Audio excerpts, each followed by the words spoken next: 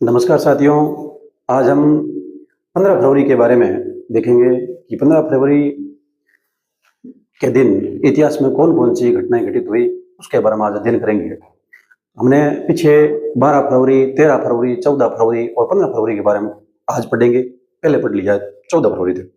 और इसी प्रकार डेली हम रूटीन के तौर पर पूरा जो है हम तिथि वाइज यानी जो प्रतिदिन का जो डेली हिस्ट्री डोज के रूप में बराबर अध्ययन करते रहेंगे। तो हमारी जो सीरीज है डेली हिस्ट्री डोज, तो इसमें आज मैंने कुछ पीपीटी तैयार की है जिसमें पहला पॉइंट रखा है इसरो का विश्व रिकॉर्ड।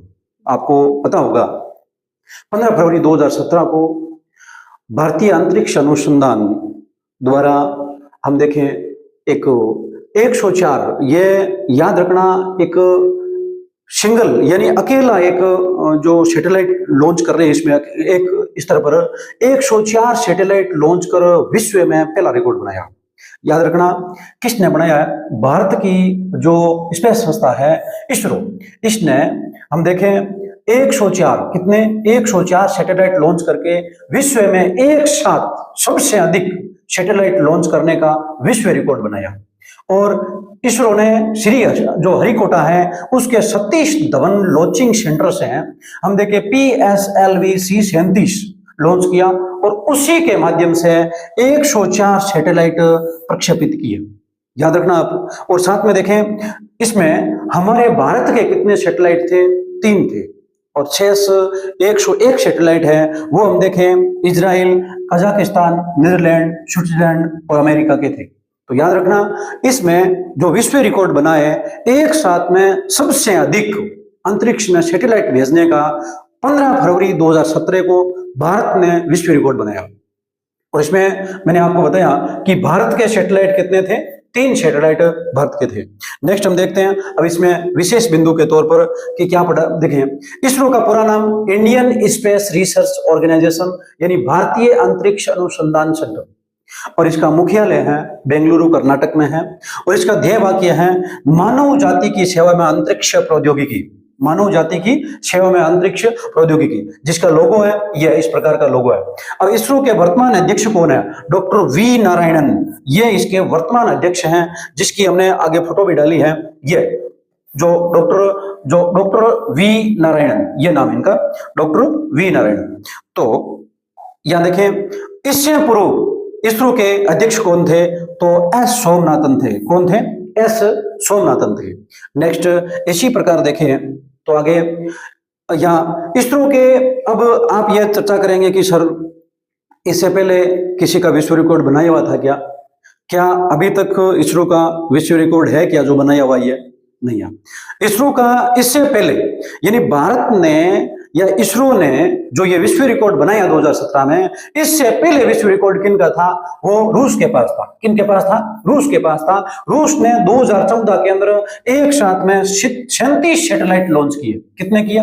37 जो सैटेलाइट लॉन्च करके ये कीर्तिमान स्थापित किया था। और उसके बाद में हम देखें अब जो वर्तमान में ये जो विश्व रिकॉर्ड है ये एलन मस्क की जो कंपनी है, हम देखें Elon Musk innovator, Elon Musk की कंपनी है कौन सी? स्पेसएक्स। और इसने क्या किया है? सिंगल मिशन के जरिए 143 सैटेलाइट लॉन्च करके विश्व रिकॉर्ड अपने नाम कर लिया। तो याद रखना यह कब की बात है? जनवरी 2021 की बात है। जनवरी 2021 में अमेरिका के एक इनोवेटर एलन मस्क की कंपनी है स्पेसएक्स, और उसने क्या किया? सिंगल मिशन के जरिए 143 कितने? 143 लॉन्च करके और फिर क्या किया? इसरो का रिकॉर्ड तोड़ के और विश्व के अंदर देखें हम अपना रिकॉर्ड अपने नाम कर लिया। याद रखना हम देखें हमने क्या पढ़ा है इधर जो भारत सरकार के अंतरिक्ष अनुसंधान इसरो के मुख्यालय में ये जो फोटो खिंचवाई है डॉक्टर वी नारायणन ने, जो आज वर्तमान में क्या है? इसरो के अध्यक्ष है। अब देखें मैंने आपको क्या बताया है यह कि इसरो का विश्व रिकॉर्ड कब बना? इसरो का विश्व रिकॉर्ड है 15 फरवरी 2017 को बना। 15 फरवरी 2017 को इसरो ने क्या किया? तो इसरो ने 15 फरवरी 2017 के अंदर क्या किया? 104 जो सिंगल मिशन के जरिए 104 सैटेलाइट है वो अंतरिक्ष में भेज के और विश्व रिकॉर्ड अपने नाम कर लिया। अब फिर हमने देखा कि ये कहां से भेजा गया, तो श्री हरिकोटा के सतीश धवन लॉन्चिंग सेंटर से भेजा गया। नेक्स्ट हमने देखा ये किसके माध्यम से भेजा गया, PSLV-C 37 इससे भेजा गया और इसमें कितने जो सैटेलाइट थे 104। फिर इसमें भारत के कितने थे, क्या सारे भारत के थे, नहीं थे, 3 सैटेलाइट भारत के थे, शेष अन्य 101 हैं, ये किन के थे, इजराइल, कजाकिस्तान, नीदरलैंड, स्विट्जरलैंड और अमेरिका की। ठीक है, नेक्स्ट इसके बाद में देखते हैं हम आगे। इसरो का पूरा नाम मैंने आपको बताया, भारतीय अंतरिक्ष अनुसंधान संगठन, और यह मुख्यालय कहाँ है, बेंगलुरु कर्नाटक में। इसका ध्येय वाक्य है मानव जाति की सेवा में अंतरिक्ष प्रौद्योगिकी, और डॉक्टर वी नारायणन आज वर्तमान में अध्यक्ष हैं, और साथ में एस सोमनाथ है, इनके पूर्व जो अध्यक्ष इसरो के थे एस सोमनाथन। नेक्स्ट लेते हम देखें, फिर हमने चर्चा की कि रूस है, उसने हम देखें 2014 के अंदर रूस ने जो 37 सैटेलाइट लॉन्च करके और अपना विश्व रिकॉर्ड अपने नाम किया था, कीर्तिमान स्थापित किया था, लेकिन भारत ने उसको क्या किया, 2017 में तोड़ दिया। और भारत का यह रिकॉर्ड है, यह कब, 2021 के अंदर, जो जनवरी 2021 में जो एलन मस्क की कंपनी है स्पेसएक्स, उसने तोड़ा है। उसने कितने भेजे, 143 सैटेलाइट लॉन्च किए जो सिंगल मिशन के जरिए है। अब नेक्स्ट हम देखते हैं, अब इसके बाद में आगे जो 15 फरवरी 1906 को यानी आज ही के दिन 1906 को अब लेबर पार्टी अस्तित्व में आई थी। याद रखना, लेबर पार्टी की स्थापना पहले हुई थी। लेबर पार्टी की स्थापना तो 1900 में हुई है, लेकिन लेबर पार्टी सत्ता में आने के बाद में अब वह क्या करती है, अपने जो मंत्रीगण बैठते हैं वो मंत्रीगण एक मीटिंग के जरिए ये घोषणा करते हैं कि आज से हम जो इस पार्टी का नाम रखेंगे लेबर पार्टी। तो याद रखना, इसका पहले नाम क्या था, लेबर रिप्रेजेंटेशन पार्टी था, और 15 फरवरी 1906 को इनका नाम क्या कर दिया गया, लेबर पार्टी कर दिया गया। तो इस पार्टी की स्थापना मूल रूप से कब हुई, 27 फरवरी 1906 को हुई है। याद रखना, 27 फरवरी 1906 को कब हुई, 27 फरवरी 1906 को। और लेबर पार्टी है वो एकदम अपने नाम में ये नाम परिवर्तन करके अपने मूल रूप में आज वर्तमान स्वरूप में अस्तित्व आती है, वो 15 फरवरी 1906 को आती है। अब इसकी मूल बात यह है कि भारत जिस समय आजाद हुआ 15 अगस्त 1947 को, उस समय ब्रिटेन के अंदर जो पार्टी सत्ता में थी वो कौन सी थी, ये लेबर पार्टी भी थी। यानी ये लेबर पार्टी है, यही सत्ता में थी। तो देखें, भारत की स्वतंत्रता के समय ब्रिटेन में लेबर पार्टी की सरकार थी, और जिसका प्रधानमंत्री कौन था, क्लेमेंट एटली। क्लेमेंट एटली का जो छायाचित्र यहाँ पर दिया गया है। नेक्स्ट देखें इसके बाद में आगे, अब देखते हैं गैलीलियो गैलीली का जन्म। आज हम देखें गैलीलियो गैलीली का क्या है, हैप्पी बर्थडे है। यह गैलीलियो गैलीली जो दूरबीन लिए हुए बैठे हैं, इन्होंने दूरबीन का आविष्कार किया है। ये देखें, हमने लिखा है यहाँ पर, इन्होंने क्या किया, दूरबीन का आविष्कार किया। याद रखना, 15 फरवरी 1564 को गैलीलियो का इटली के पिसा शहर में क्या हुआ, जन्म हुआ। उसके बाद में देखें, यह एक महान खगोल शास्त्री, गणितज्ञ और दार्शनिक भी थे। याद रखना यह चीज। अब बात यह आती है कि गैलीलियो है, इनको अल्बर्ट आइंस्टाइन ने क्या कहा, तो आधुनिक विज्ञान का पिता कहा है। क्या कहा है, आधुनिक विज्ञान का पिता। आधुनिक विज्ञान का पिता किसने कहा है, अल्बर्ट आइंस्टाइन ने कहा है। किसको कहा है, गैलीलियो गैलीली को। ठीक, इसी के बाद में हमने पिछले दिनों में पढ़ा है कि जो गैलीलियो ने एक सिद्धांत दिया था, कोपरनिकस के सूर्य सिद्धांत का समर्थन करते हुए इन्होंने कहा कि सूर्य एक जगह स्थिर है और पृथ्वी क्या कर रही है, घूम रही है। याद रखना, सूर्य केंद्रित सिद्धांत का मतलब यही है कि सूर्य स्थिर है। अब उसके बाद में देखें, पृथ्वी ये क्या कर रही है, ये स्थिर नहीं है, अस्थिर। ये क्या कर रही है, घूम रही है, और सूर्य के चारों ओर क्या कर रही है, चक्कर लगा रही है। ये बात गैलीलियो गैलीली ने कोपरनिकस के समर्थन में कहा, और इस कारण अब देखें, चर्च ने इसे क्या कहा, धर्म विरोधी बता दिया। चर्च का मानना था कि यह क्या चीज है, सूर्य चक्कर लगा रहा है, पृथ्वी स्थिर है। जबकि इन्होंने जो इसके ठीक विपरीत का जो सत्य का, लेकिन चर्च ने क्या किया, इन पर मुकदमा चलाया। नेक्स्ट इसके बाद में देखते हैं आगे, सुभद्रा कुमारी चौहान। सुभद्रा कुमारी चौहान का आज ही के दिन निधन हुआ था। 15 फरवरी 1948 को एक कार एक्सीडेंट के अंदर सुभद्रा कुमारी चौहान का क्या हुआ, निधन हो गया। ये कौन थी, इसकी उपलब्धि क्या थी, तो हिंदी की प्रसिद्ध कवियत्री थी, और 16 अगस्त 1904 को इलाहाबाद के अंदर इनका जन्म हुआ। अब देखें आप, 1904 को यदि इनका जन्म होता है तो इसका मतलब स्वतंत्रता संग्राम में, स्वतंत्रता आंदोलन में इनकी महत्वपूर्ण भूमिका रहती है। याद रखना, इन्होंने असहयोग आंदोलन में अपनी भूमिका निभाई थी। उसके बाद में इनकी प्रमुख रचनाओं के बारे में देखें तो महारानी लक्ष्मीबाई है, झांसी की रानी है, उन पर इन्होंने लिखा, खूब लड़ी मर्दानी वो तो झांसी वाली रानी थी। और नेक्स्ट इन्होंने और क्या लिखा, देखें, वीरों का कैसा हो बसंत, ये कदम का पेड़, और बिखरे मोती, ये कहानी संग्रह है इनका। तो ये इनकी रचनाएं प्रमुख। तो हमने देखा सुभद्रा कुमारी चौहान का आज ही के दिन 15 फरवरी 1948 को क्या हुआ, निधन। नेक्स्ट इसके बाद में देखते हैं आगे, तारापुर शहीद दिवस, आज तारापुर शहीद दिवस है। अब तारापुर शहीद दिवस है, इस यह घटना कब घटित हुई? 15 फरवरी 1932 को। कब घटित हुई? 15 फरवरी 1932 को। कहां हुई? बिहार के मुंगेर में। देखें, बिहार राज्य के मुंगेर जिले के तारापुर के में क्या होता है, यह घटना घटित होती है। क्यों होती है उसके बारे में थोड़ा जिक्र करते हैं। आपको पता होगा, गांधी जी ने दांडी मार्च यात्रा करके सविनय अवज्ञा आंदोलन किया था। सविनय अवज्ञा आंदोलन इतना बढ़ चढ़कर हर प्रांत में लोगों ने अलग अलग अपना नेतृत्व करते हुए बड़ी अच्छी भूमिका निभाई थी। हम देखेंगे, जब भारतीय इतिहास पढ़ेंगे उस समय आपको अच्छी तरह मैं समझाऊंगा कि किस प्रकार गांधी जी का यह सविनय अवज्ञा आंदोलन है एक अपने चरम बिंदु पर पहुंच गया था, सफलता की ओर था। लेकिन गांधी जी ने इरविन के साथ में गांधी इरविन समझौता कर लिया। 5 मार्च 1931 की बात है। 5 मार्च 1931 को 5 मार्च 1931 को क्या हुआ? गांधी इरविन समझौता हुआ। क्या हुआ? गांधी इरविन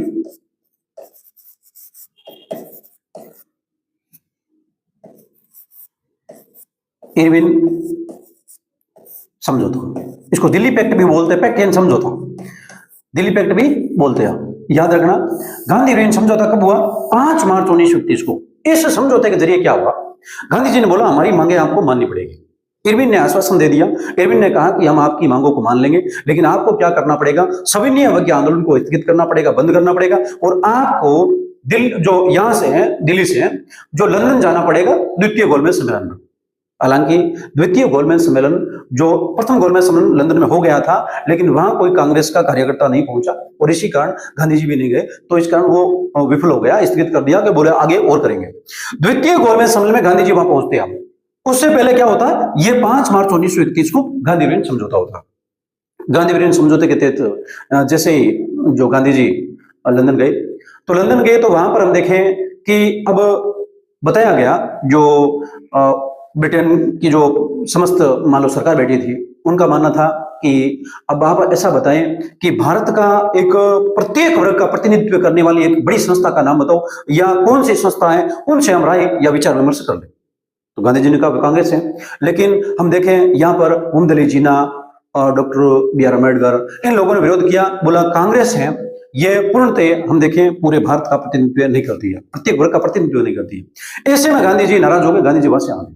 अब गांधी जी जैसे ही वहां से आए तो गांधी जी को गुस्सा था। गांधी जी ने क्या किया? पुणे आकर और पुणे क्या किया?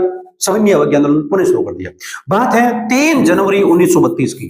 3 जनवरी 1932 की। 3 जनवरी 1932 को सविनय अवज्ञा आंदोलन क्या किया? पुणे प्रारंभ। सविनय अवज्ञा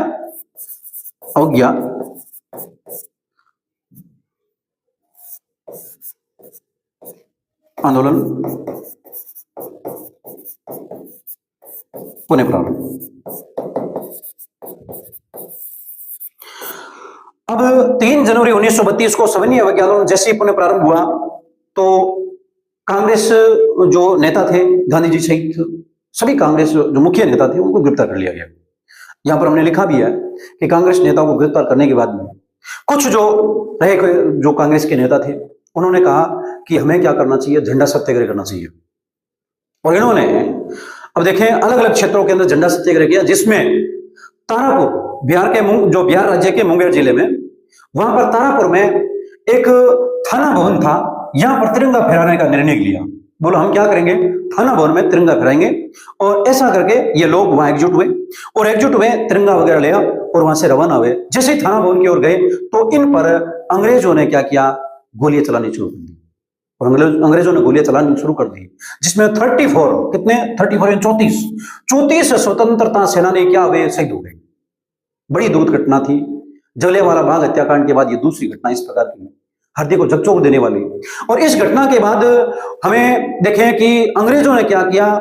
जो शव है, ये 34 शव है, इस शवों को यहां से लिया और ट्रकों में भरा और यहां से निकले और हम देखें सुल्तानगंज के पास गंगा नदी में फेंक दी। शवों का साथ अपमान भी किया। अब ऐसा कुछ किया है तो हमने क्या किया? वापस में जैसे ही भारतीय जो वहां लोग थे, भारतीयों ने उस शवों को निकाला। उस शवों में से हम देखें 13 शवों की पहचान हो गई, बाकी शवों की पहचान नहीं हो पाई। तो हम देखें, उसके बारे में हम देखेंगे यहाँ पर। और साथ में बिहार के मुख्यमंत्री नीतीश कुमार ने क्या किया था? वर्ष 2022 में देखें आधिकारिक तौर पर जो 15 फरवरी को बिहार राज्य के अंदर शहीद दिवस मनाने की घोषणा की थी, शहीद दिवस मनाने की घोषणा की थी। तो ये याद रखना आप, शहीद दिवस मनाने की घोषणा कब की? जो वर्ष 2022 में नीतीश कुमार ने बिहार में। आज ही के दिन 15 फरवरी को हम देखें बिहार में शहीद दिवस मनाया जा रहा है। तो नेक्स्ट हम इसमें पढ़ लेते हैं क्या लिखा है। देखें तो 1932 में जब सविनय अवज्ञा आंदोलन के अपने प्रारंभ करने पर गांधी जी और अन्य मुख्य नेताओं के गिरफ्तार कर लिया गया, तब बिहार राज्य के मुंगेर जिले के तारापुर में कांग्रेस के नेताओं ने सरकारी भवनों पर तिरंगा फहराने का निर्णय लिया। तो क्रांतिकारियों ने 15 फरवरी को थाना भवन पर तिरंगा फहराने की योजना बनाई और इस समय पुलिस की अंधाधुंध फायरिंग में 34 स्वतंत्रता सेनानी शहीद हुए और अंग्रेजों ने शवों को सुल्तानगंज के पास गंगा नदी में फेंक दिया।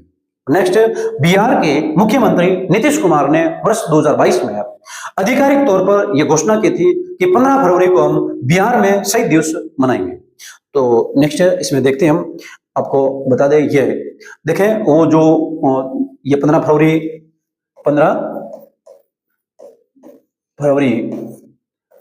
को बिहार में जो शहीद दिवस मनाया जा रहा है, यहाँ एक स्टेचू बनी हुई है, देखें इसमें देखें। अब जो मैंने आपको बताया 13 शवों की जो पहचान हो पाई है, वो 13 शव यहाँ पर है। देखें ये एक मिनट, ये 1, ये 2, ये 3, ये 4, ये 5, ये 6, ये 7, ये 8, ये 9, 10, 11, 12 और ये 13, ये हो गया।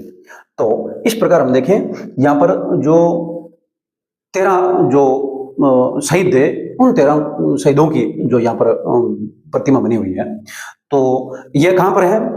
मुंगेर में, जहाँ तारापुर में बनी हुई है।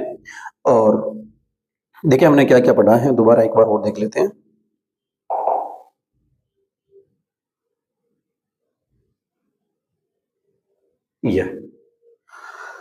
इसरो का विश्व रिकॉर्ड 15 फरवरी 2017 को अपने नाम, और उसके बाद उससे पहले रूस का नाम था विश्व रिकॉर्ड में, और आज हम देखें अमेरिका के स्पेसएक्स का नाम है।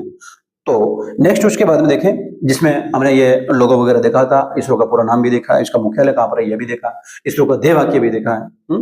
नेक्स्ट इसके बाद में देखें 15 फरवरी, याद रखना यह जो नारायणन है, ये 2025 में अपना कार्यक्रम करते हैं। तो वर्तमान में अध्यक्ष वी नारायणन है।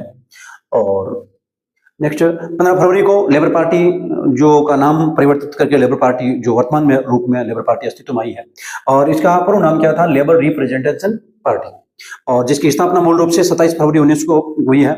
और स्वतंत्रता आंदोलन के समय क्लीमेंट एटली जो लेबर पार्टी से थे, लेबर पार्टी का मतलब मजदूर दल, ठीक है। नेक्स्ट देखें इसके बाद में गैलीलियो गैलीली। आज गैलीलियो गैलीली की क्या चीज है? हैप्पी बर्थडे है, यानी इनकी जो जन्म जयंती है। और इटली के पिसा शहर में इनका जन्म हुआ था। खगोल शास्त्री थे, गणितज्ञ थे और दार्शनिक भी थे। और अल्बर्ट आइंस्टाइन ने इनको आधुनिक विज्ञान का पिता कहा है। वो कोपरनिकस के सूर्य सिद्धांत का इन्होंने समर्थन किया और इन्होंने यह बताया कि सूर्य केंद्र में है और पृथ्वी उसके चारों ओर चक्कर लगा रही है। नेक्स्ट इसके बाद हम देखें आगे, सुभद्रा कुमारी चौहान। 15 फरवरी 1948 को इनका निधन हुआ था, जबकि इनका जन्म 16 अगस्त 1904 को हुआ था और इनका निधन है कार एक्सीडेंट में हुआ था। यह हिंदी की कवित्री थी और स्वतंत्रता आंदोलन में इन्होंने भाग लिया था। और यह इनकी रचनाएं हैं, जिसमें मुख्य है खूब लड़ी मर्दानी वो तो झांसी वाली रानी थी, ये वीरों का कैसा वसंत हो, या एक ये कदम का पेड़ और बिखरे मोती, ये कहानी संग्रह। और नेक्स्ट तारापुर शहीद दिवस के बारे में हमने पढ़ लिया कि किस प्रकार तारापुर शहीद हुआ, जो शहीद दिवस हुआ, और शहीद दिवस मनाने का कारण क्या है, इसमें कितने लोग शहीद हुए। याद रखना इसमें जो 34 शव है, 34 में से 13 शवों की पहचान हो पाई।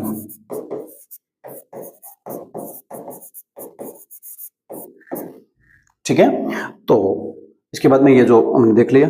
तो आज के लिए बस इतना ही दोस्तों, और आपका स्नेह और विश्वास सदैव यूं ही बना रहे। लगातार आप इसी प्रकार हमारे से जुड़े रहे।